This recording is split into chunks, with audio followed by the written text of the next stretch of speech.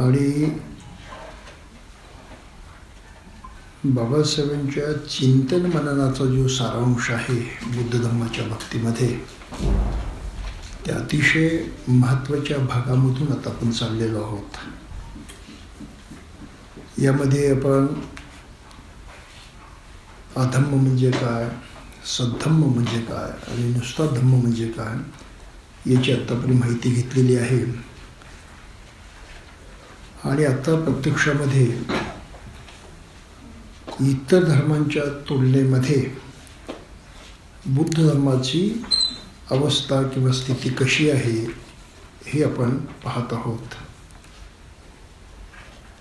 बुद्ध धर्म हा मुळातच पारंपरिक पद्धतीनं आपण जो अर्थ समजतो धर्म या शब्दाचा, त्या अर्थानं तो धर्म नाही.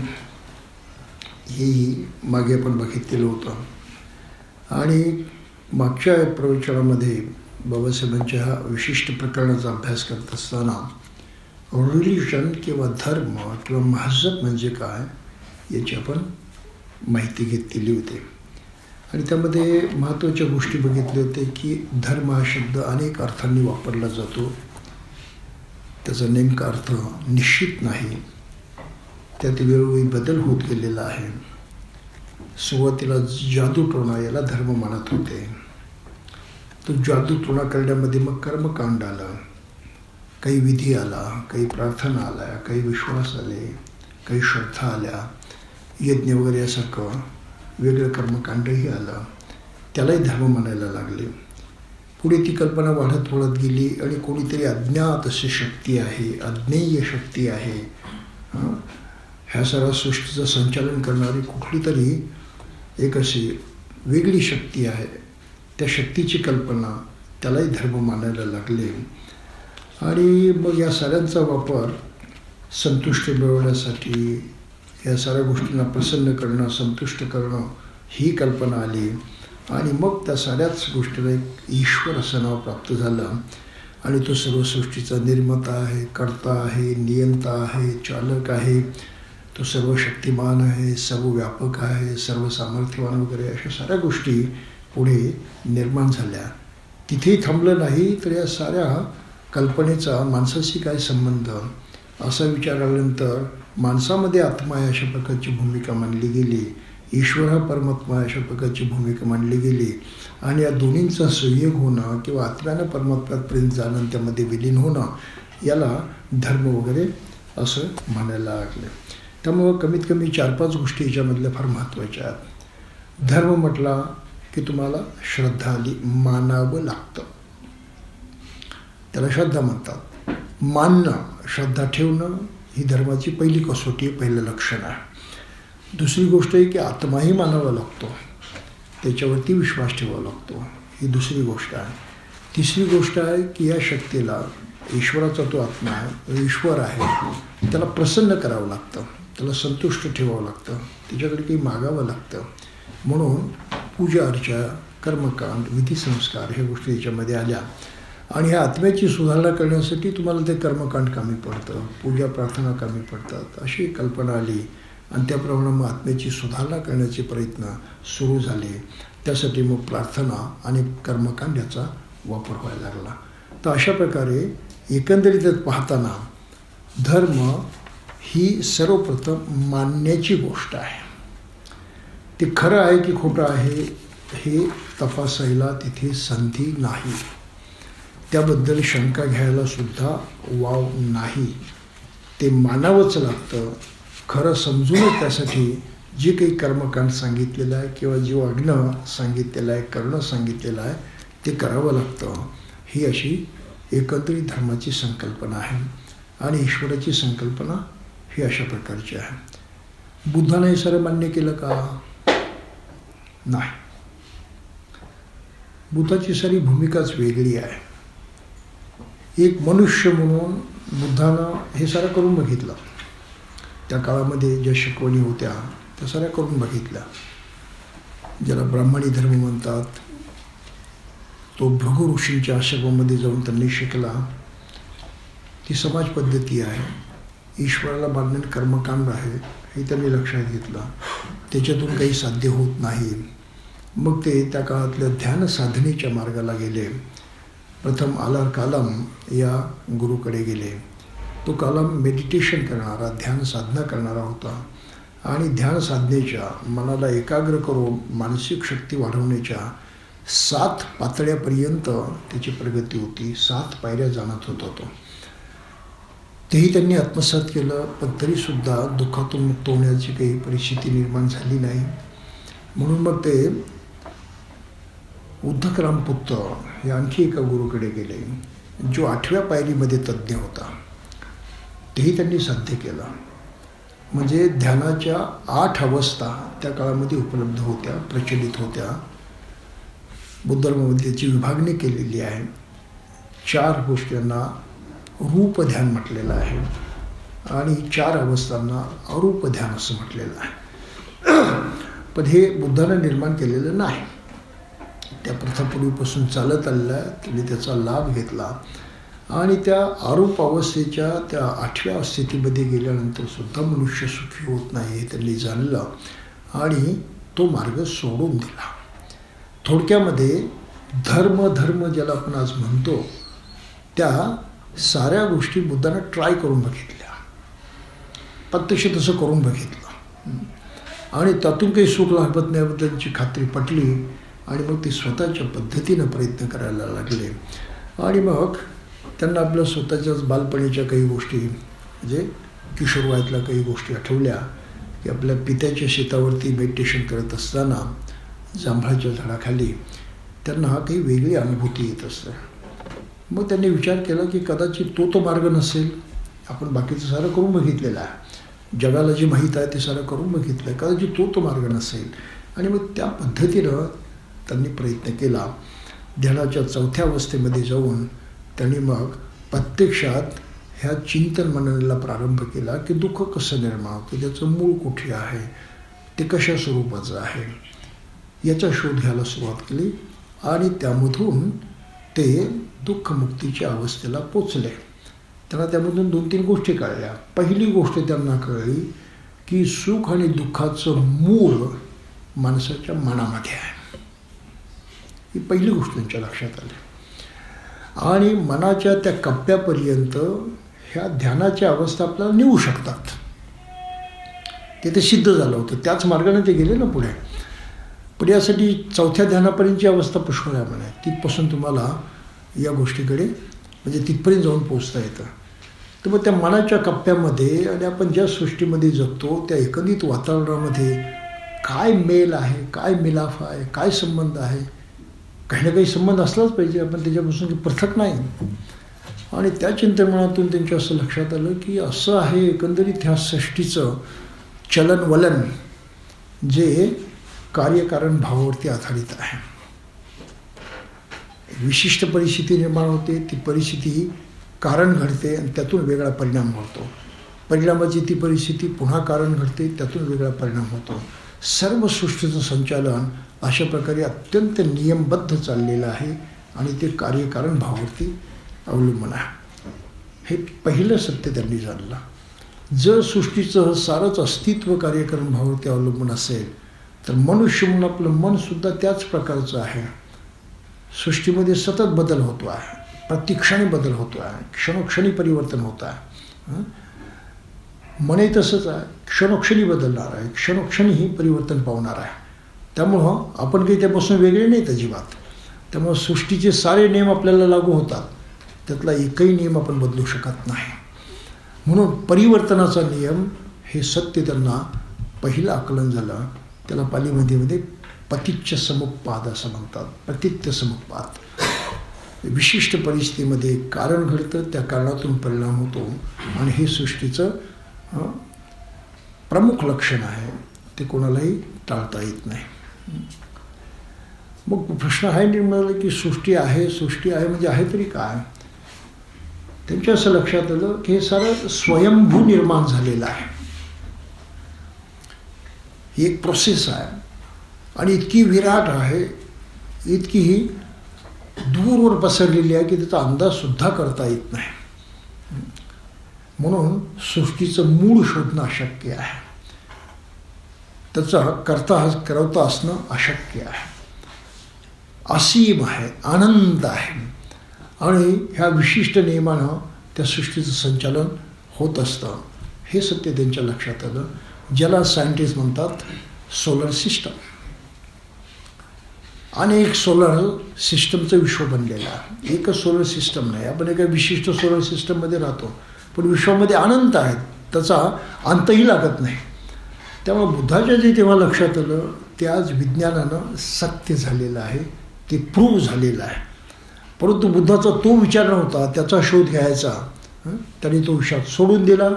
त्यांचं मुख्य लक्ष होतं माणसाचं दुःख नष्ट करण्याचं. आणि म्हणून ते पुन्हा त्या मूळ मुद्द्यावरती आले की माणसाचं दुःख मग कुठून निर्माण होतं. सृष्टी आता राहू द्या, त्याचा नियम आपल्याला कळला की कारणाशिवाय तिथे काही घडत नाही आणि सतत परिवर्तन होतं आहे, याच्यामध्ये काही अंतर नाही. म्हणून अनित्य, प्रत्येक गोष्ट अनित्य आहे. अनित्य शब्दाचा मूळचा अर्थ आहे परिवर्तनशील.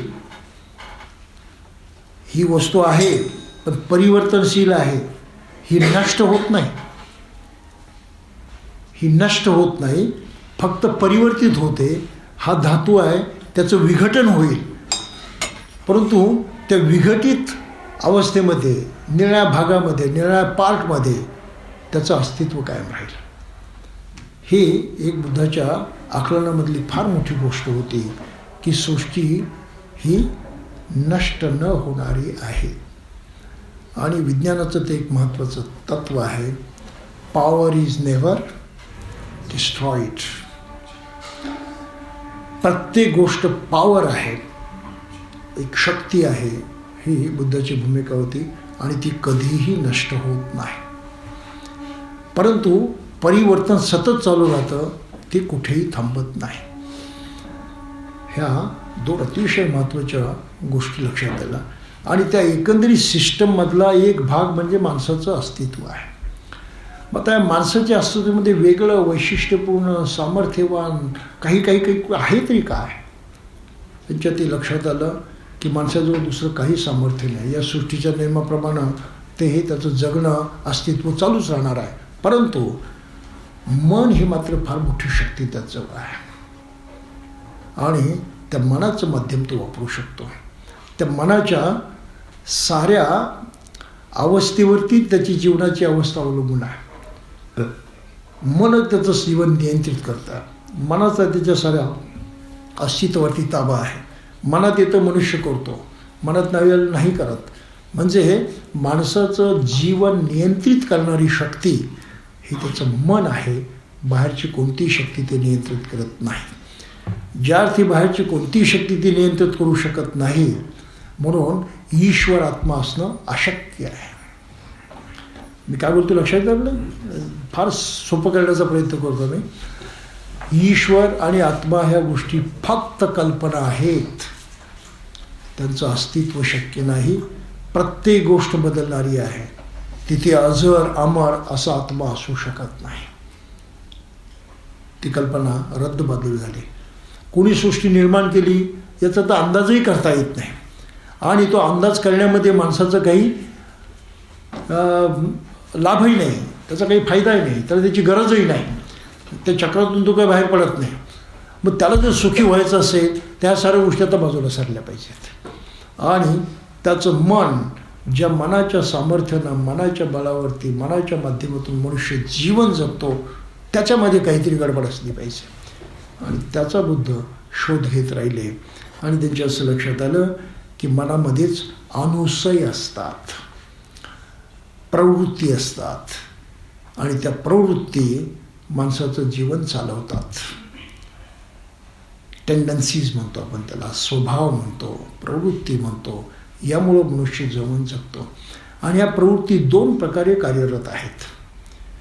एक तर त्या माणसाला हवंसं वाटणारं जे आहे, ज्याला सुखकारक म्हणतो, आनंददायक वगैरे म्हणतो, तेही निर्माण करणं हे त्या प्रवृत्तीच्या हातामध्ये आहे. आणि माणसाला नको असणारं जे दुःख आहे, दौर्मनुष्य आहे, असमाधान आहे, असंतुष्टी आहे, याही गोष्टी त्या मनाच्या मधूनच निर्माण होतात. त्याच्यामध्ये त्या टेंडन्सी आहेत, ते स्वभाव आहेत, प्रवृत्ती आहेत.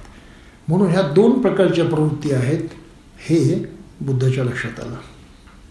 आणि त्या 2 प्रवृत्तीला त्यांनी कुशल किंवा अकुशल म्हटलेलं आहे. आणि या पद्धतीनं जर माणसानं ते लक्षात घेतलं, कुशल बाजूला सारलं, अकुशल बाजूला सारलं, कुशल करत राहिला, तर त्याचं व्यावहारिक जीवनसुद्धा सुखी होतं. आणि तो आणखी खोलात गेला आणि मनामधल्या त्या प्रवृत्ती त्यानं दूर केल्या तर तो सर्व सुखी होऊ शकतो. म्हणजे प्रत्येक मनुष्य आपलं जीवन सुधारू शकतो. आत्ता आहे ती परिस्थिती सुधारू शकतो, अधिक चांगला बनवू शकतो, अधिक सुख मिळवू शकतो आणि अंतिम सर्व सुखी होण्याचा तो मार्गसुद्धा त्याला मोकळा होतो. तो तिथे जाऊन पोहोचू शकतो. ही फार मोठी उपलब्धी होती बुद्धाची, फार मोठी उपलब्धी जी त्यापूर्वी कोणालाही प्राप्त झालेली नाही. आणि मग या उपलब्धीतून, या अनुभवातून बुद्ध बाकीच्या साऱ्या गोष्टी तपासायला लागले, त्यांची मीमांसा करायला लागले. मग ईश्वराची मीमांसा, ईश्वर आहे की नाही ते म्हणतात असो नसो त्याचा काही उपयोगच नाही. सृष्टी अनंत आहे, असीम आहे, असो नाही तर नसो काही उपयोग नाही. तुमची फक्त ती कल्पना आहे, तुम्हाला खात्री नाहीच नाही, ती होणं शक्य नाही, परंतु त्याच्या नादी लागणं सुद्धा कामाचं नाही. इतकी सरळ सोपी गोष्ट सांगितली. तुम्ही कल्पनेत अडकून पडता, तिच्या नादीसुद्धा लागण्याची गरज नाही. कारण तुम्हाला सुखी व्हायचं आहे, तुमचा उद्देश वेगळा आहे, नको त्या उद्देशाच्या पाठीमागे धावण्यामध्ये काही शान पण नाही. ती गोष्ट बाजूला झाली. आत्म्याच्या बाबतीमध्ये तसं तेही बाजूला झालं. मग आता ह्या अशा कुठल्या शक्तीच नाहीत आणि त्याचा आपला काही संबंधही नाही, त्यामुळं त्यांच्यामध्ये काही घेणं देणं होण्याची काही शक्यता आहे का? काहीच नाही. लेनदेन खतम. मग कोणाची प्रार्थना करायची? त्याला काही अर्थ नाही. कोणतं कर्मकांड करायचं? त्याला काही अर्थ नाही. ह्या निरर्थक गोष्टी आहेत हे बुद्धाच्या लक्षात आलं. आणि त्या दृष्टीने त्या निरर्थक असं त्यांनी सांगितलं. मुद्दा एक मला आपल्याला सांगायचा आहे की बुद्धाने सर्व धर्मांचा अभ्यास केला आणि त्याच्यातलं बरे वाईट काय आहे ते शोधून काढलं आणि त्याच्यावरती टीका केली. ही भानगड नाही. काही लक्षात येतं? त्यांचं जे आकलन होतं त्या आकलनानं त्यांना बाकीचं सारं स्वच्छ वेगळ्या प्रकारे दिसायला लागलं आणि त्यांच्या त्या नजरेनं कोणती गोष्ट काय आहे ही त्यांनी समजावून सांगितली. व ईश्वर नाही, त्याचा विचार करण्याची गरज नाही. आत्मा नाही, त्याचा विचार करण्याची गरज नाही.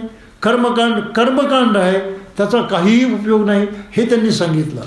त्यामुळं कुठल्या धर्मानं त्यांनी टार्गेट केलेलं आहे आणि त्यावरती टीका केलेली आहे असं समजण्याचं कारण नाही. हा पहिला गैरसमज.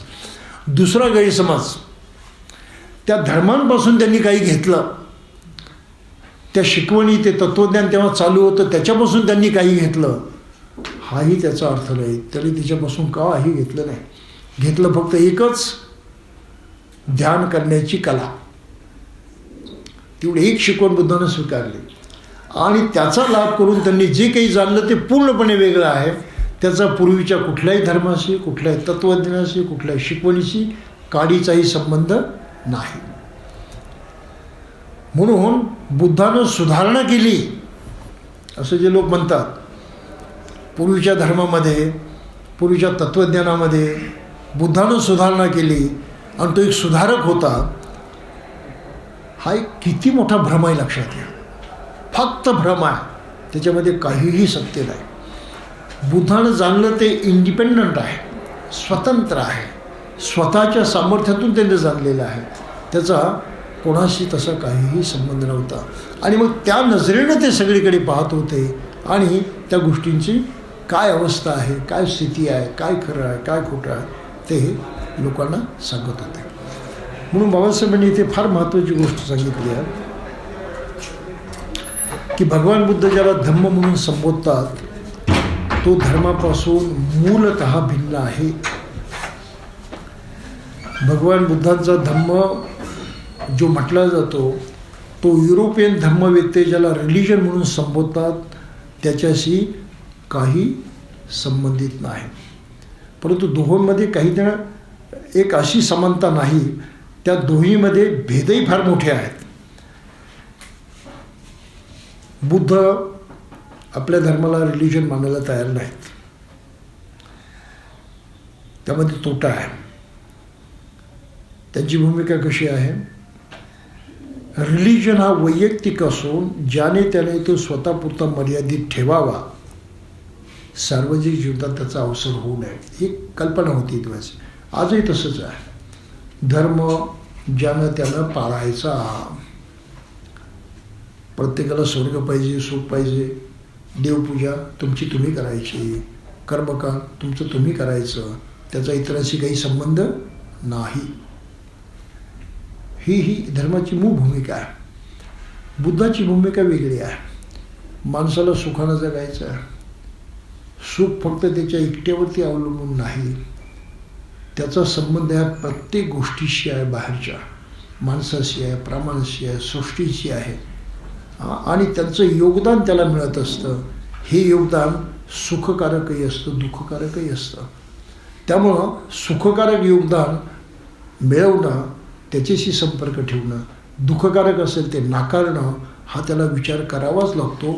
आपल्या नित्याच्या सामान्य जीवनामध्ये, ऑर्डिनरी लाईफ ज्याला म्हणतो आपण, त्यामध्ये. म्हणून बुद्धाच्या धम्माची शिकवण समाजाला लागू होते.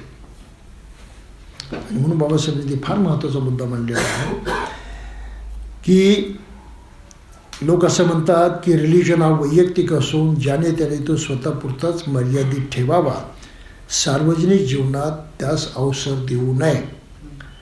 याच्या उलट धम्म हा सामाजिक आहे, मूलतः आणि तत्वतः सामाजिक आहे. हे पहिलं वैशिष्ट्य बुद्धाने ते मांडलेलं. धम्म म्हणजे सदाचरण, म्हणजे जीवनाच्या सर्व क्षेत्रात माणसामाणसातील व्यवहार उचित असणं. यावरून स्पष्ट होतं की मनुष्य जर एकटा असेल तर त्याला कुठल्या धर्माची गरज नाही. परंतु जेव्हा दोन माणसं एकत्रित येतात, त्यांना आवडो नाही तर न आवडो, सदाचरणापासून एकमेकाशी कसं वागायचं त्या पद्धती वाचून त्याचं चालत नाही. वागण्याची पद्धत त्याला अंमलात आणावीच लागते, वागावंच लागतं, त्यापासून सुटका नाही. हा अतिशय महत्त्वाचा विचार बुद्धाने ते सांगितलेला. दुसऱ्या शब्दात सांगायचे म्हणजे समाज धम्माशिवाय असू शकत नाही. समाजाला समाज म्हणून जगायचं असेल तर दोन गोष्टींची गरज आहे. एक तर त्याला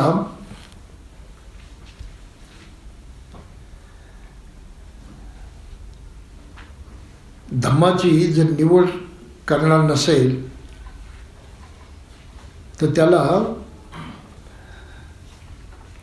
शास्त्राचं साधन म्हणून धम्माची निवड करणार नाही, कारण धम्म हे तर शास्त्राच्या साधनावर वेगळे नाही.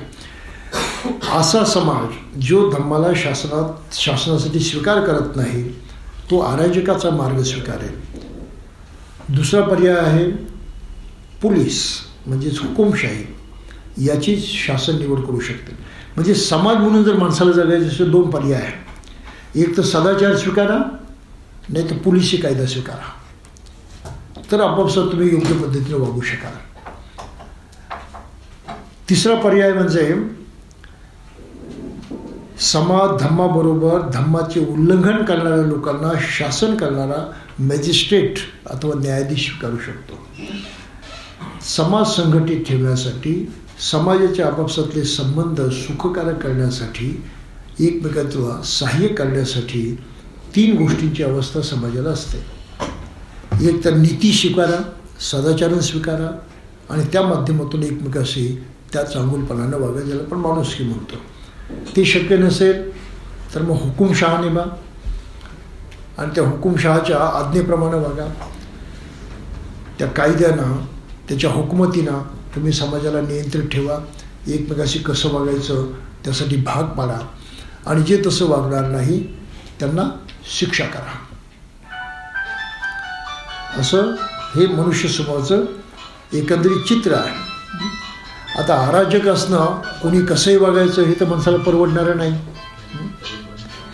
आणि हुकुमशाहीमध्ये मग माणसाला स्वातंत्र्य असत नाही, मोकळीक असत नाही, मनासारखं वाकण्याचं काहीच करता येत नाही, जबरदस्ती असते. त्याच्या विरुद्ध मनुष्य बंडच करत असतो, म्हणजे तेही सुखाचं नाही. पर्याय शेवटी उरतो, तो म्हणजे धम्माचा, नीतीनं वागण्याचाच. म्हणून ज्यांना स्वातंत्र्य पाहिजे त्यांनी धम्माचा स्वीकार केला पाहिजे, ही बुद्धानं मांडलेली पहिली अट आहे. धर्माशिवाय मनुष्य राहू शकतो.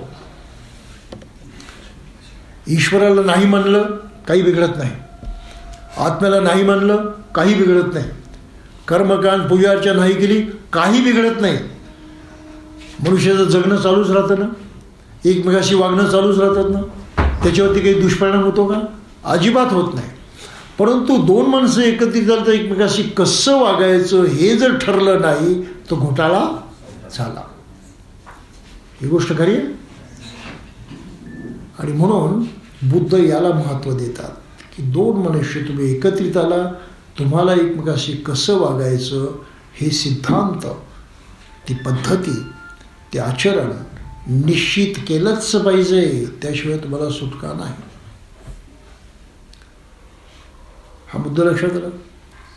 हे करणं आवश्यक आहे. म्हणून सर्व धर्माला सामाजिक अंग असतं. ईश्वराला मानणारे समाजही याचा विचार केल्याशिवाय राहिलेले नाहीत. परंतु मग तो विचार केला त्यांनी एकांगी पद्धतीनं, आपल्या पद्धतीनं. त्यामध्ये धर्माचा संस्थापक जो असेल त्याला मानलं पाहिजे आणि त्यानं जे नियम करून दिलेले आहेत त्याला मानले पाहिजेत. म्हणजे एक प्रकारचा एक वेगळा हुकुमशहा निर्माण झाला धर्माच्या नावानं. ईश्वरानं सांगितलेले नियम आहेत ते त्यानं दिलेत म्हणून मानलं पाहिजे. म्हणून मग प्रेषित माना, ईश्वराचा दूत माना, ह्या कल्पना आलेल्या आहेत. त्या दूतानं जे सांगितलं व्यवहारात कसं वागायचं ते तुम्ही ऐका. नाही ऐकलं तर मग भीती, तुम्हाला पुढच्या आयुष्यामध्ये दुःख होईल, तुम्ही नरकात जाऊन पडाल म्हणून. ही भूमिका मांडलेली आहे. म्हणजे हा सारा कल्पनांचा खेळ आहे. प्रेषित सांगतो ते बरोबरच आहे असं कशावरून?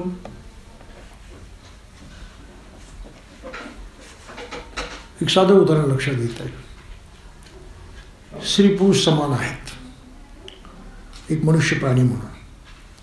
शारीरिक रचना वेगळी आहे.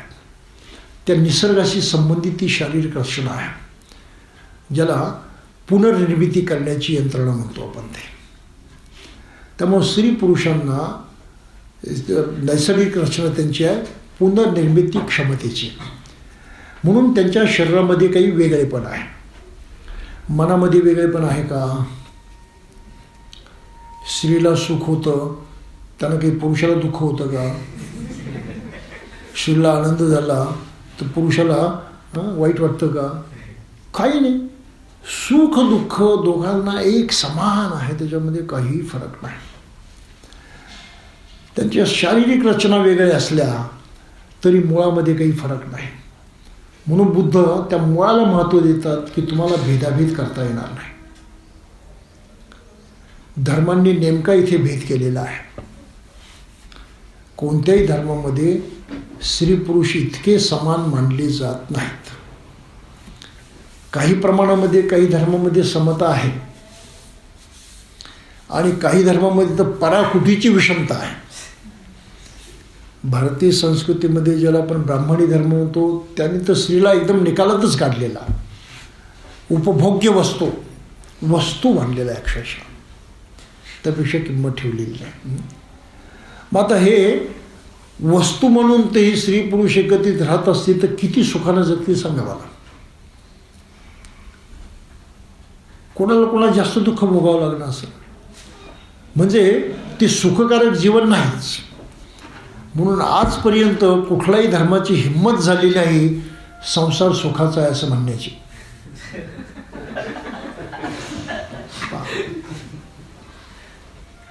लग्न केलं, संसार केला की मनुष्य सुखी होतो, कुठल्याही धर्माची हिंमत झालेली नाही ते बोलण्याची. ही तो गोष्ट खरी आहे. बुद्ध त्या बाबतीमध्ये वेगळं बोलतात की संसारही सुखाचा होऊ शकतो. किती अंतर आहे पहा शिकवणीमध्ये, समजण्यामध्ये. स्त्री पुरुष म्हणून तुम्ही एकत्रित राहाल, संसार कराल, तोही सुखाचा होऊ शकतो. शर्त काय, अट काय आहे? तुम्ही ह्युमन बिईंग म्हणून, मनुष्य म्हणून एकमेकाशी कसे वागता. आजही विटाळाच्या अवस्थेमध्ये अनेक स्त्रियांना मनाई आहे. विटाळ असेल तर देवाची पूजा करायची नाही, मंदिरात जायचं नाही, दर्ग्यात जायचं नाही, गुरुद्वारामध्ये जायचं नाही. गोष्ट खरी आहे. पारशांच्या आज्ञारीमध्ये जायचं नाही. तो शरीर धर्म आहे, त्यात शुद्धी अशुद्धी काही नाही. पण शुद्ध अशुद्धीच्या कल्पना करून माणसानं तिथे भेद निर्माण केला आणि एकमेकाशी वागण्यामध्ये एक अशी प्रथा निर्माण केली ज्यामधून दुःख निर्माण होतं. बुद्धानं साऱ्या गोष्टी बाजूला सारून टाकल्या. ॲब्सोल्यूट इक्वालिटी, परिपूर्ण समता हे बुद्धाचं महत्त्वाचं तत्व आहे. आणि त्या समतेनं मनुष्य जर वागायला लागला तर असा भेदाभेद करून तो दुःख निर्माण नाही करणार. भेदाभेद निर्माण झाला की दुःख निर्माण झालं. भेदाभेदात अन्याय असतो, भेदाभेदामध्ये अत्याचार असतो, भेदाभेदामध्ये एकमेकांना कमी जास्त लेखण्याची प्रवृत्ती असते आणि त्यामधून दुःख निर्माण होतं. बुद्धाला ते नाकारलं. शरीर धर्म म्हणून सृष्टीचं ते वेगळे पण तुम्ही जरूर स्वीकारा, त्याचा अर्थही नीट लक्षात घ्या. पण तो त्यामधून स्त्री पुरुष मनुष्य म्हणून एकापेक्षा वेगळे आहेत आणि सुखदुःखाच्या त्यांच्या कल्पना अनुभूती वेगळ्या आहेत असं आपण म्हणू शकत नाही. म्हणून संपूर्ण न्याय ज्याला म्हणतो आपण स्त्री पुरुषांमधला, तो बुद्धाच्या धर्मामध्ये पाहायला मिळतो. इतर कोणत्याही धर्मामध्ये स्त्री पुरुषांना परिपूर्ण न्याय मिळत नाही, ही वस्तुस्थिती आहे. आणि हे खरं स्वातंत्र्य आहे. म्हणून बाबासाहेब ते काय म्हणतात, एकच वाक्य लिहितात मजेशीर, ज्यांना स्वातंत्र्य पाहिजे त्यांनी धर्माचा स्वीकार केला पाहिजे. मंगळसूत्र घालणाऱ्या महिलांनी हा विचार करायचा. स्वतंत्र आहात का? का घातलं? कशाचं प्रतीक आहे? आम्ही त्यांच्यापेक्षा कमी आहोत याचं ते प्रतीक आहे. तुम्ही कसं काय मंगल म्हणता त्याला? आहे ना परिस्थिती? ही एवढी बेसिक परिस्थिती आहे, त्यामुळं घराघरामध्ये ताणतणाव असतोच. झाडू कुणी मारायचा घरामध्ये? आम्ही ड्युटी ठरवून टाकलेली आहे. स्वयंपाक कुणी करायचा? आम्ही ड्युटी ठरवून टाकलेली आहे. हो, एका माणसाची बायको मेली तर तू पुन्हा नव्यानं लग्न करणार, पण कारण काय सांगायचं माहीत आहे? आता तेवढं काही बोलत नाहीत, पण पूर्वी एक कारण सांगितलं यायचं. काय करायचं आता, घरात कुणी करायला नाही म्हणून लग्न केलं पाहिजे. ही परिस्थिती होती. म्हणजे किमान मी तरी खेड्यापाड्यात ते अनुभवलेलं आहे. लग्न का करायचं? बायको मेली तर मरू दे, आता आपल्याला काही लग्न करण्याची गरज नाही असं मनुष्य नाही म्हणत. हो, घरात कुणी करायला नाही ना, कुणी करून घालायला नाही, ही भाषा असायची. म्हणजे स्वयंपाक करून घालायला नाही, एवढा भेदाभेद होता. अर्थात या साऱ्या पळवाटा आहे, निमित्त आहे, एक्सक्युसेस आहेत, ते काही सत्य नाही. अशा अनेक माणसांनी निमित्त निर्माण केले आहे. मग भारतासारख्या देशात त्याच्याहीवरती अन्याय. बायकोचा नवरा मेला तर मग तिने लग्न नाही करायचं, तिने विधवा म्हणून जगायचं. तिचं सारं मनुष्य पण हिरावून घेतलं गेलं होतं. मुंडन करा, काळी वस्त्र घाला, इतरांच्यापासून दूर राहा, पोषक आहार घ्यायचा नाही, दुर्बल राहाल अशाच प्रकारचा आहार घ्यायचा, ही परिस्थिती होती. आजही मोठ्या प्रमाणामध्ये ती आहे. त्यामुळे स्त्रीला एकाएकी पुनर्विवाह करण्याची संधी नाही. आता जे काही आधुनिक सुधारणा झालेल्या तो भाग वेगळा, परंतु त्या सुधारणा म्हणून काही माणसं कॉम्प्रोमाइज फार तर करतात, पण मनामध्ये त्यांच्या तसं नसतं, ते उलटच असतं. अरे हे चुकीचं आहे म्हणा, हे वाईट आहे वगैरे म्हणा. ही तर गोष्ट करूया. सँक्टिटी ज्याला पवित्रता म्हणतो आपण, ती पवित्रता नैसर्गिकदृष्ट्या अस्तित्वात आहेच. तुम्ही त्यामध्ये भेदाभेद करणारे कोण?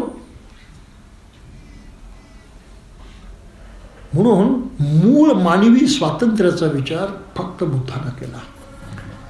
विचार केला म्हणजे अनुभवातून सांगितलं बुद्धानं, विचार करून नाही सांगितलं, अनुभवच होता तो. हे सारं निसर्गाच्या पद्धतीप्रमाणे झालेलं आहे. त्याचे तुम्ही कोण भेदाभेद करणार आहे?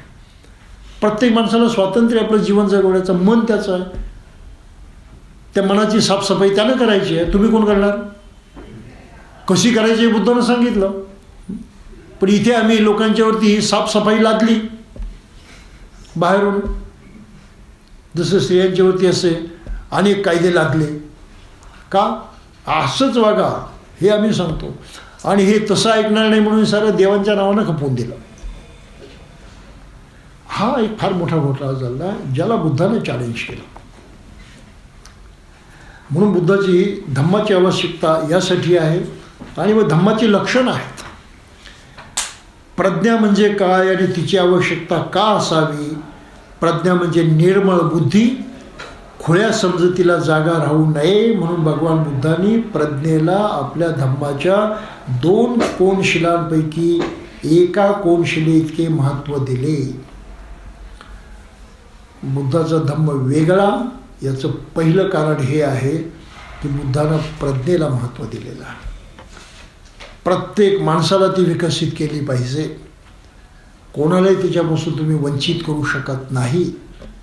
ते शिकण्यापासून, ते करण्यापासून, ते आत्मसात करण्यापासून तुम्ही रोखू शकत नाही.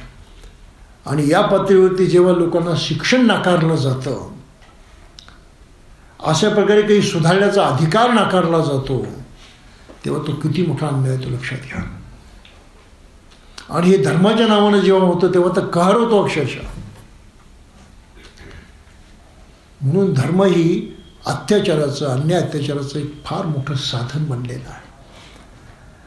आणि इतिहासकार आज निक्षून सांगतात की नैसर्गिक आपत्तीमध्ये जेवढं मनुष्याचं रक्त सांडलं नाही, तेवढं रक्त या मनुष्याने धर्माच्या नावानं लढण्यात सांडलेलं आहे.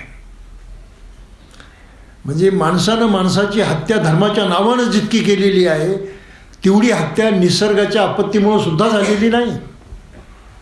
हा इतिहास आहे. आणि बुद्धानं त्यावरती कोणती भूमिका घेतली? हे वागणं चुकीचं आहे त्याचं.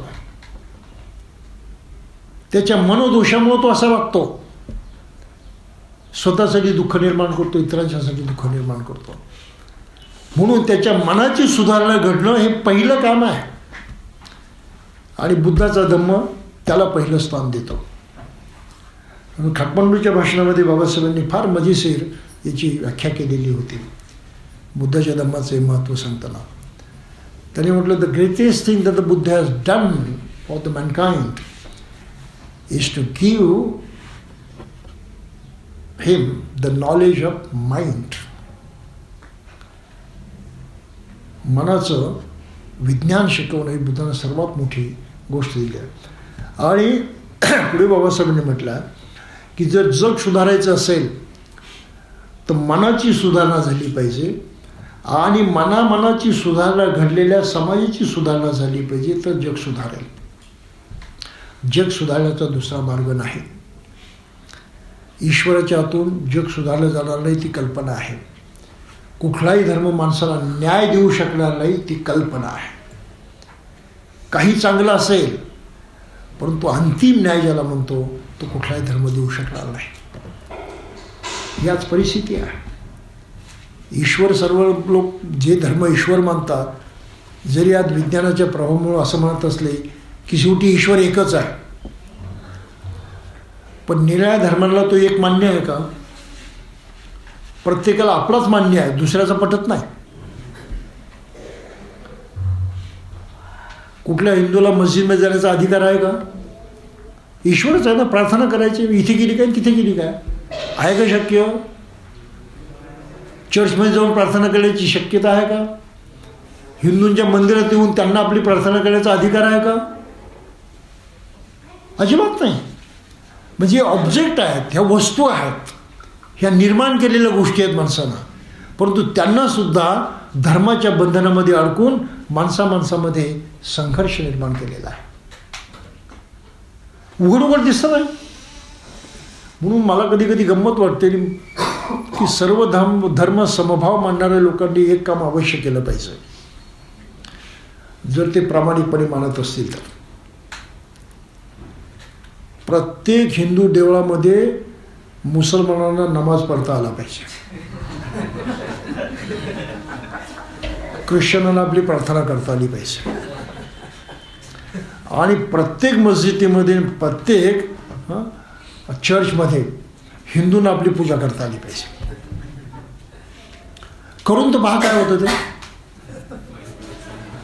प्रयोग करून पहा एखादा, काहीतरी वेगळं घडणार, काहीतरी वेगळं घडणार आहे. परंतु ही मानसिकता माणसामध्ये जागलेली नाही. म्हणून सर्व धर्म समभाव असं म्हणण्यामध्ये सुद्धा काहीतरी अंदर की बात मुठीमध्येच आहे. इतकं त्याचं सर काय, बुद्धिझमची परिस्थिती वेगळी आहे. विहारामध्ये मुसलमाना जर नमाज पढायचा असेल तर ही फ्री रूट, करून पहा. हिंदूला पूजा करायची, कर बाबा, तुझं कर्मकांड कर, त्यांना मला काही फरक पडतोय. पण तुझ्याशी मी माणुसकीनं वागतोय, त्याचा हा पुरावा आहे की तू माझ्या घरामध्ये तुझी प्रार्थना करू शकतोस. हे बुद्ध धर्माचं फार मोठं वैशिष्ट्य आहे. आणि तशा प्रकारचा बौद्ध समाज भारतात उभा राहावा ही बाबासाहेबांची आशा होती, स्वप्न होतं. त्या बौद्ध समाजाला कशाचाच पत्ता नाही. आजचा बौद्ध समाज आहे, त्याला कशाचाच पत्ता नाही. तो फक्त नाम किंवा असते बौद्ध आहे, बाकी त्याला काही माहीत नाही. हे शिकणं फार गरजेचं आहे आणि ते रुजणं फार गरजेचं आहे. म्हणून प्रज्ञेचा विकास कर, यावरती बुद्धानं जोर दिलेला आहे. प्रत्येक गोष्ट घासून पुसून पहा, अनुभवाला पटते की ना पहा, खात्रीशीर आहे की नाही ते पहा. थांबू नकोस, केवळ दुसऱ्यानं सांगितलं म्हणून ऐकू नकोस. म्हणून ते कालाम सुत्तामध्ये 10 गोष्टी बुद्धानं सांगितलं. बुद्धच फक्त अशी ताकद बाळगणारा धर्मशिक्षक आहे जो म्हणू शकतो माझं सुद्धा ऐकू नकोस, तपासून पहा, मी सांगितलेलं करून पहा, आजमावून पहा, आणि मग त्याचा स्वीकार कर, नाही तर स्वीकार करू नको. हे चॅलेंज मनुष्य समाजाला देणारा फक्त बुद्ध आहे जगामध्ये, बाकी कोणी नाही. बुद्धाला इतकी खात्री आहे आपल्या स्वतःच्या त्या बुद्धत्व प्राप्तीची की प्रत्येक माणसानं ते केलं तर तो बुद्धच बनणार आहे, आधीमध्ये कोणी थांबणार नाही. ही खात्री आहे. आणि ही खात्री तितक्या ताकदीनं बुद्धानं आपल्या शिकवणीमध्ये सांगितलेली आहे. उदाहरणार्थ धम्माची व्याख्या करताना बुद्धानं धम्माची व्याख्या केलेली आहे स्वतः. ए ही पश्चात म्हटलेलं आहे. ए आणि बघ, वरवरचं बघू नकोस. कसं ए ही पश्चात पश्चतम वेदितव्य, प्रत्यक्ष कर आणि आजमावून पहा, करून पहा. बुद्धानं करून पाहण्याची चॅलेंज दिलेलं आहे जगाला, करून पाहण्याचं. बाकी कुठलाही धर्म ते करू शकत नाही. मलाही मानू नको, तू करून पहा, तुझं तुला कळेल, तू सत्यापर्यंत जाऊन पोचतील, माझा प्रश्न संपला. मी दुसरं काही तुझं लागत नाही, मला काही देऊ नको, माझी स्तुती करू नको, माझा गौरव करू नको, मला फुलमाळा घालू नको, मला काही देण्याची गरज नाही तुझी. हे कोण जगामध्ये बोलू शकतं? फक्त बुद्ध बोलू शकतो. फक्त घे, आणि घेऊनही तू स्वतंत्रपणे आजमावून पहा, नुसतं बरोबर आहे म्हणून घेऊ नको. हे एवढं जे प्रचंड स्वातंत्र्य माणसाला दिलेलं आहे बुद्ध धर्मामध्ये, ती काही सामान्य गोष्ट नाही, ती प्रिन्सिपल आहे, ती सत्यता आहे. बुद्ध सत्यता सांगतात, स्वतःचा गौरव करण्यासाठी सांगत नाही माझं ऐकू नको म्हणून. सत्यता हे सत्य आहे. प्रत्येक मनुष्य बुद्ध होऊ शकतो. फक्त मी ते जाणलंय कसं आहे ते तुम्हाला सांगितलेलं, माझा आणखी काय संबंध राहिला? काही संबंध राहिलेला नाही. ही मनुष्य समाजाच्या अतिशय उन्नत अवस्थेचा मामला आहे. आणि समाज जेव्हा तो उन्नत होतो तेव्हा समाजामध्ये न्याय स्थापन होतो. न्याय स्थापन झाला तर शांती आणि सामंजस्य राहतं. अन्याय होतो कशामुळे? कोणतं तत्व आहे अन्यायाचं? Discrimination is the root cause of injustice. भेदाभेद, पक्षपात, तुझं माझं अशा प्रकारचं जो की घडतं मनुष्य जीवनामध्ये, त्यामधून अन्याय निर्माण होतो. अन्यायाचं तेवढं एकच महत्त्वाचं कारण आहे, कोणत्याही नावानं, कोणत्याही परिस्थितीनं, कोणत्याही पद्धतीनं तुम्ही भेदाभेद केला, अन्याय झाला. आणि बुद्धाने सारे भेदाभेद टाकून दिले. मनुष्य म्हणून तो आणि मी सारखाच. म्हणून आत्तानं उपमन कत्वा न हनेय न घाते, ही बुद्धाची भूमिका आहे. स्वतःसारखं दुसऱ्याला माना, स्वतःसारखं दुसऱ्याला लेखा, स्वतःमध्ये दुसऱ्यामध्ये काही फरक नाही, असं जेव्हा तुम्ही मानायला लागाल, ती मानसिकता जेव्हा निर्माण होईल, तेव्हा दुसऱ्याला दुःख देणं, त्याचा घात करणं तुमच्या हातून होणार नाही. इतकी सरळ शिकवण आहे. आणि धर्मामध्ये ही शिकवण आहे का? नाही.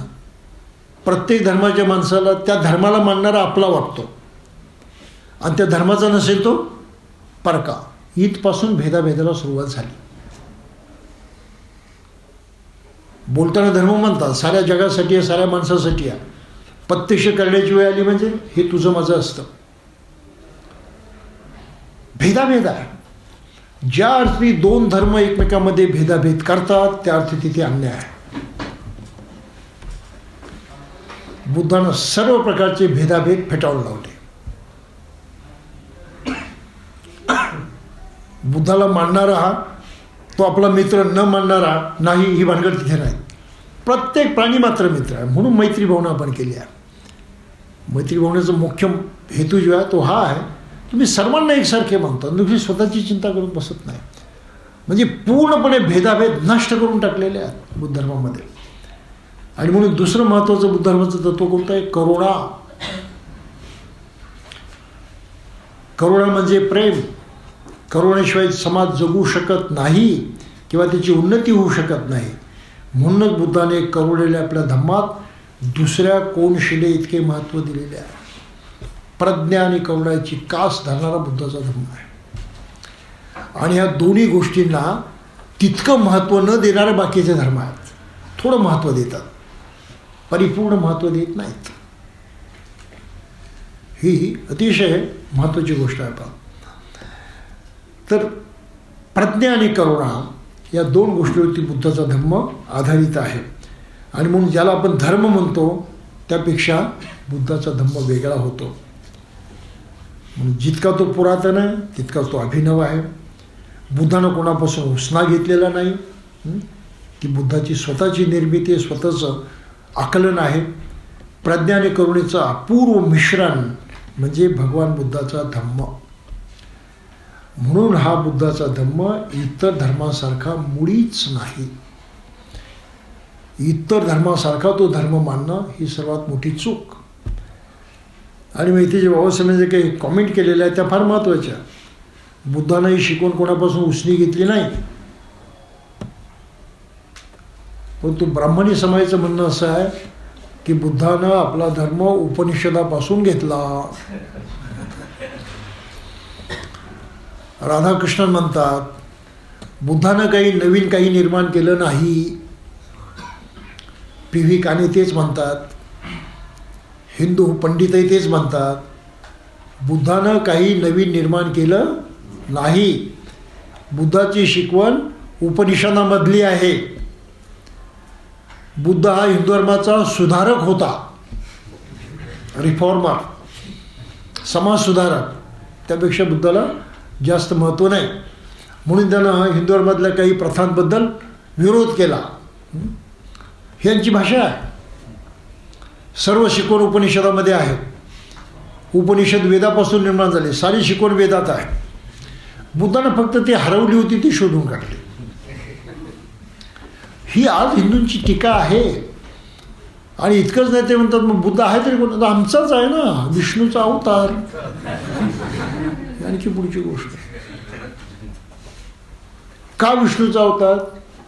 तर बुद्धाचा धम्म भारतामध्ये सर्वत्र पसरला, भारत बौद्धमय झाला, आचरणाच्या पद्धती बदलल्या, राजा अशोकानं धम्म राज्य स्थापन केलं या भूमीवरती. आणि तो इतका उत्कर्षाचा काळ होता की त्या काळामध्ये जगभर बुद्धाची शिकवण पसरली. जगाला ती शिकवण दिली गेली. आणि आज आपला अनेक देश पाहायला मिळतात, त्यांनी ती स्वीकारली. त्यांचे धर्म बुडाले, सोडून दिले त्यांनी, पण बुद्ध धर्म त्यांनी स्वीकारला. त्याच्यामध्ये काहीतरी असल्याशिवाय स्वीकारला का? ब्राह्मणी धर्म का स्वीकारला नाही? हा साधा प्रश्न आहे. काहीतरी चांगलं असल्याशिवाय स्वीकारला का? हे इतकं चांगलं होतं त्यांनी स्वीकारलेलं. आणि मग भारतामध्ये ज्या वाईट गोष्टी होत्या, बुद्धाची शिकवण त्या विरोधात जात होती, मग त्याच्यावरती बंधनं आली. कर्मकांड, यज्ञ करायचं, पशुबळी द्यायचे, मांस खायचं, एन्जॉय करायचं बंद झालं. लोकांचा इंटरेस्ट संपला त्याच्यामध्ये. सक्तीनं राजे करत होते, त्यांनाही संत विरोध करायला लागले. यज्ञात बंदच पडले, काही इलाज राहिला नाही. ब्राह्मणांचं मुख्य उत्पादन ते आहे. वर्ष अनेक वर्ष यज्ञ चालायचे. म्हणजे वर्षाचे 365 दिवस मांस खाण्याची त्यांना संधी होती. यज्ञामध्ये पशूंचे बळी दिले जायचे. ते खाटकाचं कामसुद्धा ब्राह्मणसुद्धा करत होते. फार विचित्र इतिहास होतो, अतिशय वाईट इतिहास आहे. आणि लोकांना ते पवित्र मानायला सांगितलं, सक्ती केलेल्या आहे, माना. वेद हे ईश्वराने निर्माण केलेले आहेत, पण तुम्ही वाचायचे नाहीत. ते ही बंदी घातली. एकीकडे महत्त्व त्यांच्यावरती लादलं आणि दुसरीकडे पूर्णपणे त्या शिकवणीपासून त्यांना दूर ठेवलं. सरळ लबाडी आहे, सरळ त्याबद्दल काही बोलायची सोयच नाही. दुसरी लबाडी ह्याशिवाय दुसरं काही नाही. का सत्य सांगितलं नाही त्या माणसांना? का वाचू दिलं नाही? का समजू दिलं नाही? त्याच्यामध्ये इतक्या थापा आहेत म्हणून समजून दिलं नाही. त्याच्यामध्ये खोटेपणा ते कळू नये म्हणून समजून दिलं नाही. म्हणून भारत हा इतका विचित्र देश आहे की इथेच फक्त आम जनतेला शिक्षण नाकारलं आणि इथला 99% मनुष्य अज्ञानामध्ये रमून ठेवला. शिक्षणाशी जे खेळ खेळतात त्या माणसांची प्रवृत्ती ही आहे. बरं, आजही शिक्षण व्यवस्थेमध्ये जे ढवळाढवळ करतात त्यांची प्रवृत्ती, ही गोष्ट लक्षात घ्या. मी बाकीचे ते विश्लेषण करत नाही की आज काय चाललेलं आहे ते, परंतु शिक्षणामध्ये गडबड करणारी माणसं पराकुटीची लबाड आहेत, ही गोष्ट आपण पक्की लक्षात ठेवली पाहिजे. They should never be allowed to do that. कधीही ते त्यांना करू देता कामा नये. कोणी गीता सक्तीची करायला लागलेला आहे, कोणी संस्कृत सक्तीची करायला लागलेला नाही. गरज त्याची आहे मला. That should never happen in this country. तर ह्याही गोष्टी आपण जाता जाता लक्षात ठेवल्या पाहिजे. पण बुद्ध धर्माचं महत्त्व रुजत गेलं तर या गोष्टी टळतील. जर ते महत्त्व रुजलं नाही तर काही गडबड होऊ शकते. आणि म्हणून बाबासाहेबांची भूमिका होती भारत बौद्धमय करण्याची. मनुष्य बदला, समाज बदलेल. पण इथे बौद्ध म्हणणारे स्वतः नीट बौद्ध बनायला तयार नाही, तर बाकीच्यांना काय सांगणार? एवढा घोटाळा झालेला. आजही बौद्धांना ते कळत नाही. ते आपल्या गुरुपीमध्ये वावरतात, ते आपल्या त्या जुन्याच अध्ययनामध्ये पण गर्वानं वावरतात. अशी विचित्र स्थिती पाहायला मिळते. म्हणून प्रज्ञा आणि करुणाचं अपूर्व मिश्रण म्हणजे भगवान बुद्धाचा धम्म आहे. त्याने तो कोणापासून उसना घेतलेला नाही, ही फार महत्त्वाची गोष्ट आहे. म्हणून 22 बाबासाहेबांनी म्हटलं, बुद्ध हा विष्णूचा अवतार आहे, हा खोटा आणि खोडसाळ प्रचार आहे असं मी मानतो. ही साऱ्या लोकांना शिकवण आहे. ते खोटं आहे. कसं खोटं आहे ते सांगून आपण थांबूया. विष्णू पुराण, पद्मपुराण आणि आणखी एका पुराणामध्ये ही गोष्ट आलेली आहे. काय म्हटलं आहे पुराणामध्ये? ब्राह्मणी समाजाचा स्टँडर्ड फॉर्म्युला गोष्टीचा. कोणता फॉर्म्युला आहे? देव आणि दैत्यांचं युद्ध झालं, स्टँडर्ड गोष्ट आहे ती. आणि त्यामध्ये नेहमी देव हरतात. तशा प्रकारे देव हरले आणि हारल्यानंतर मग ते विष्णूला शरण जातात, दुसरा कोणी देव नाही. आणि मग विष्णू त्यांना जिंकण्यासाठी अवतार धारण करतो. ही त्यांची स्टँडर्ड कथा. मग 9 अवतार झाले असं ते म्हणतात. बुद्ध हा 9वा अवतार. मग त्या पद्मपुराणामध्ये काय म्हटलं झालं की अशा प्रकारे देवदैत्यांचं युद्ध झालं, देव हारले, त्यांचं राज्य दैत्याने जिंकलं. मग सारे देव विष्णूला शरण गेले आणि मग विष्णू म्हटलं ठीक आहे, मी अवतार घेईल आणि तुमचं तुम्हाला मिळवून देईल. म्हणजे धर्माचं काम काय आहे, त्या धर्माची रचना कशासाठी आहे ती पहा. तुमच्या माझ्या सुखाची काही गरज नाही. मग त्याने विष्णू अवतार घेतला बुद्ध रूपानं. मग हे बुद्ध गेले दैत्यांच्या मध्ये. त्या दैत्यांना त्यांनी शिकवली अहिंसा. म्हणून युद्ध करण्यामध्ये पटाईत असणारे लोक दुर्बल झाले, युद्ध करणं सोडून दिलं त्यांनी. मग त्यांनी युद्ध करणं सोडून दिल्याबरोबर देवांनी चढाई केली आणि आपलं राज्य जिंकून घेतलं. ही स्टँडर्ड कथा. म्हणून ब्राह्मण काय म्हणतात, ती पुराणं काय सांगतात, हिंदूंनी बुद्धाला मानायचं कारण तो विष्णूचा अवतार आहे, मानायचं, पण त्याचं काही ऐकायचं नाही. का तर बुद्धानं जो शिकवला धम्म तो दैत्यांचा नाश करण्यासाठी शिकवला. त्यामुळे दैत्यांचा नाश झाला. नाशासाठी दिल्ली बुद्धाची त्या विष्णूची ती शिकवण आहे, म्हणून ती स्वीकारायची नाही. बुद्धाला मानायचं, फक्त मानायचं, परंतु बुद्धाचं ऐकायचं नाही. असा तो त्यांनी बुद्ध अवतार करून ठेवलेला आहे. एका दगडात 2 पक्षी मारले. लोक बुद्धाला चाहतात ना, मग आम्ही बुद्धाला अवतारच केला म्हणून त्यांना गप्प बसवलं. आणि दुसरी गोष्ट, जी बुद्धाची क्रांतिकारक शिकवण आहे ती मानायची नाही असं म्हणून त्यांना कायमचं गुलामगिरीमध्ये अडकून टाकलं. ह्या कल्पना आहेत पुराणामधल्या. ही पुराणं वाचलेली आहेत मी, पद्मपुराण वगैरे ही वाचलेली आहेत, त्याच्यामध्ये ही गोष्ट आलेली आहे. म्हणजे हिंदू बुद्धाला विष्णूचा 9वा अवतार का मानतात? बुद्ध आणि त्याचा धर्म नष्ट करण्यासाठी. ऐकायचं नाही, घ्यायचं नाही. हे या भारतातलं राजकारण आहे. म्हणून बाबासाहेबांनी ती शिकवण द्यावी लागली, त्याशिवाय पर्याय नाही.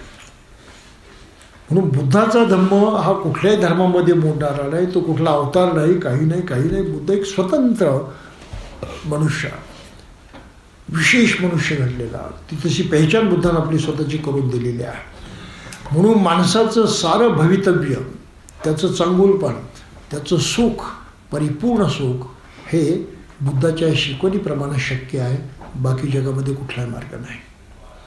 आणि हे सारं लक्षात घेऊन आज जगातले कितीतरी शास्त्रज्ञ बुद्धाच्या मार्गाला चाललेले आहेत. आईन्स्टाईनसारख्या शास्त्रज्ञ कोणती भाषा वापरावी की जगाला एक विश्वधर्माची गरज आहे. The world needs a global religion. विश्वधर्माची आता जगाला गरज आहे. आणि विश्वधर्म होण्याची लायकी बुद्धाच्या धर्मामध्ये आहे. बुद्धाचा धम्म विश्वधर्म होण्याच्या लायकीचं आहे. ही आईन्स्टाईनसारख्या शास्त्रज्ञाची भाषा आहे. आपण काय समजून घेण्याचा प्रयत्न करतो, आपण काय जाणण्याचा प्रयत्न करतो, अक्षरशः काहीही नाही. आणि जे इतकं चांगलं आहे की आपलं स्वतःचं आत्ताचं जीवन शुद्ध होऊ शकतं, आपला परिवार बदलू शकतो, आपले नातेवाईक बदलू शकतात, आपण ज्या समाजात होतो त्या समाजामध्ये काही चांगलं निर्माण होऊ शकतं. हे सारं प्रत्यक्ष करून पाहण्याची गोष्ट आहे. आत्ता निर्माण होऊ शकतं, तेही आपण करायला तयार नाही. म्हणून बौद्ध लोकांचं अस्तित्व असून नसल्यासारखं आहे, करत ते काहीच नाही. 60 वर्षामध्ये जर असं काही घडलं असतं तर आज बौद्ध समाज एक टॉपचा समाज म्हणून दिसला असता, सर्व अर्थानं. म्हणूया की अधिक सुखी बनलेला, अधिक समृद्ध बनलेला, त्यांचं अस्तित्वच इतरांना प्रेरणादायी ठरलं असतं. हे अस्तित्व आम्ही का निर्माण करत नाही? म्हणून बाबासाहेबांनी त्या धर्मांतराच्या अगोदर घोषणाही दिल्या होत्या. स्वातंत्र्य मिळवायचं असेल तर धर्मांतर करा, समता प्राप्त करून घ्यायची असेल धर्मांतर करा, बंधुत्व मिळवायचं असेल तर धर्मांतर करा. आणखी मजेशीर गोष्ट त्यांनी सांगितली होती, संसार सुखाचा करायचा असेल तर धर्मांतर करा. आज कोणत्या बौद्धाला तसं वाटतंय आपला संसार सुखी व्हावा म्हणून? कोण प्रयत्न करतोय? म्हणजे संसार सुखी होईल बौद्ध झाल्याचंही याची कल्पना सुद्धा बौद्ध लोकांच्या डोक्यात नाही.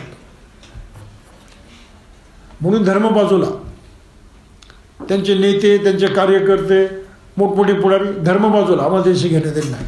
आणि कोणाच्या सुखाची तुम्ही ही काळजी घेतात? कोणाला सुखी करतात? कोणाचे प्रश्न मिटवतात? कोणाचेच नाहीत.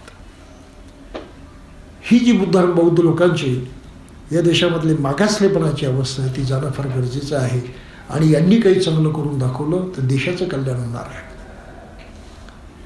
बौद्ध बनणं हे राष्ट्रीय कार्य आहे. राष्ट्रभक्तीचं कार्य आहे. ती राष्ट्रभक्ती इतकी विलक्षण आहे की त्यामधून विश्वभक्ती सिद्ध होते. विश्वाचं कल्याण त्यातून होऊन जातं. तुम्हाला विशेष करण्याची गरज नाही.